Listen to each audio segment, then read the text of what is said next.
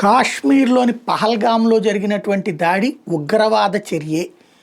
అది పాకిస్తాన్ కథలు నాటకాలు చెప్పేటటువంటి తరహాలో అదేదో కాశ్మీరీ స్వతంత్ర సమరయోధులది కాదు. ఇప్పుడు అమెరికా కూడా అంగీకరించాల్సి వచ్చింది. ఎందుకంటే భారత్ తగిన సాక్ష్యాలన్నింటినీ చూపెట్టడంతో.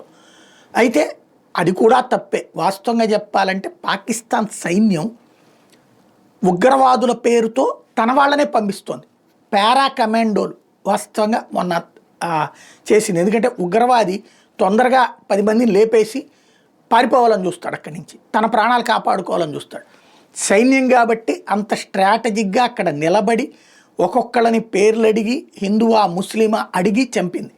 అంటే వాళ్ళ ఎజెండాని పర్ఫెక్ట్గా అమలు చేసేటటువంటి ప్రయత్నం సైన్యం చేయగలుగుతుంది, కానీ ఉగ్రవాదులకి ఆ సీన్ ఉండదు.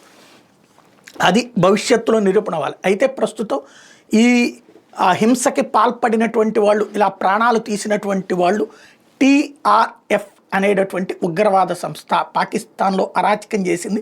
ఆ ఉగ్రవాద సంస్థే అన్నటువంటిది అమెరికా ఇప్పుడు చెప్తోంది. అది ఉగ్రవాద చర్య అన్నటువంటి విషయాన్ని తాజాగా అధికారికంగా ప్రకటించింది.